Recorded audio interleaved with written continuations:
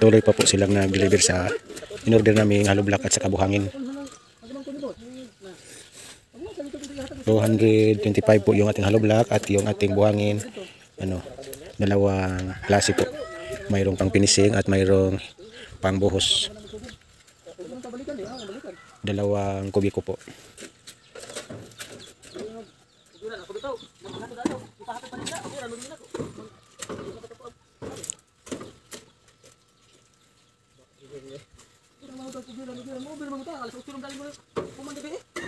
Kusog ako sa inyo ang delivery ay. Tutulak ko dili gabi boss sa media na. Kita mig pag-asa nga bayad. Kini kay tawan man gud namo salita og pag trabaho. Kuha nila yung sibo kay ana naman jud. May bahaw may bangko. Kuha ko sibo tagtong nga. Guys, nakin muna natin yung ating mga nag-deliver guys. Juice lang at saka tinapay po.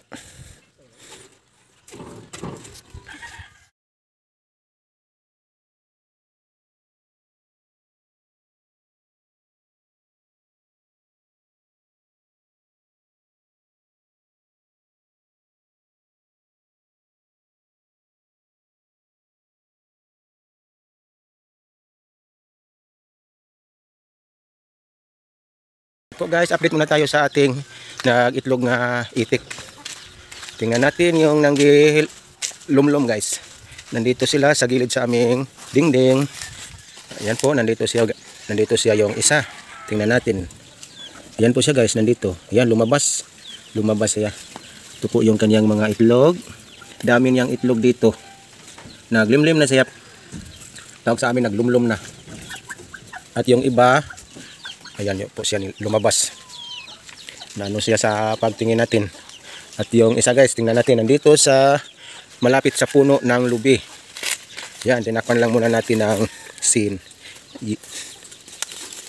Tingnan natin dito. Ayan po. Nandito siya. Dami niyang itlog. Ayan. Mga dami siyang itlog guys. At yung isa, tingnan natin, nandoon siya sa saging. Sa puno ng saging yung dalawa. Ayan, puntahan natin yung nandoon sa saging. Ito yung isa. Ayan po. Yan. Pag magkakain tayo, lumabas din sila. Pag atin na silang tatawagin, ano lang sila paglabas. Magpunta palagi sila sa gilid ng aming CR pag magpakain na ako. At yung isa, nandun sa puno ng saging, malapit sa ginawa naming net sa mga manok. Malapit na dun siya magpiso. Puntahan natin. Lalaki guys, nandito lang sa malapit sa kanilang mga initlogan. Dito sa puno ng lubi guys, ang daming itlog. Ayan. Ayun na lang natin ito mabilang. Tingnan natin yung dito sa puno ng saging, malapit sa aming net. Ito yung itik natin nga malapit na siyang magpusa sa kanyang mga itlog. Malapit na lumabas yung kanyang mga sisiw rito. Siya yung pinakauna nga naglumlom. Ito po. Baka sa sunod na araw mapiso na to yung ating itik mga sisiw dito. Mayroon na tayong mga sisiw na itik mga susunod na araw. A few moments later. So guys, punta muna tayo sa Altoras Market. Mayroon bilhin si Los doon. Magbili si Los ng manok para iulam namin sa karpintero bukas.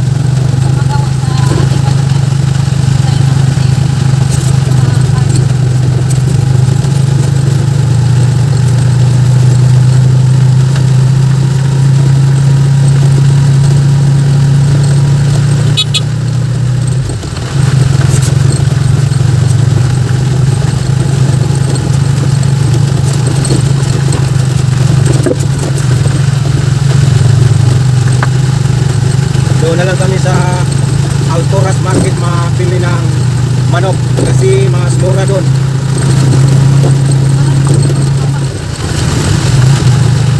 Marami tayong kapapilian doon.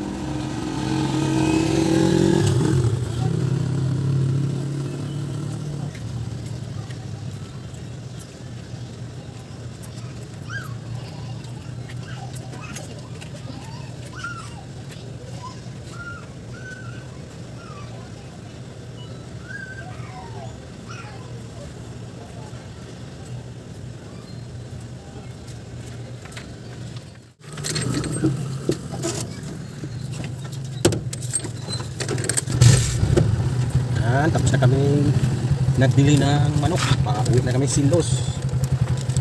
Yung nabot na kami ng gabi. Daming namili.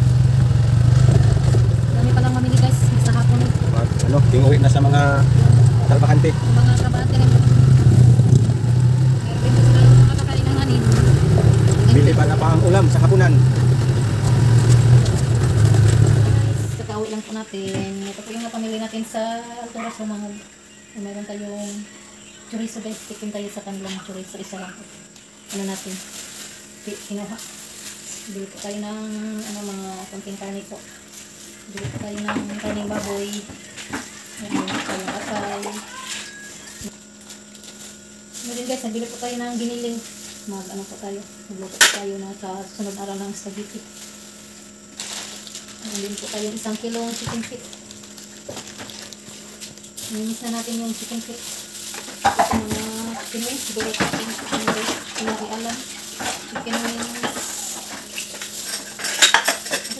Chicken breast. Chicken breast. Ito din chicken wings. Ito yung pinamili natin guys. Bili pa din po tayo ng 2 tray itlog. Yung isang tray bigay natin po. Ito tayo na. Thank you so much po sa mapagbigay natin na sponsor. Thank you so much po. God bless po sa inyong lahat. Sana in good health po kayo palagi. Thank you so much po sa inyong lahat.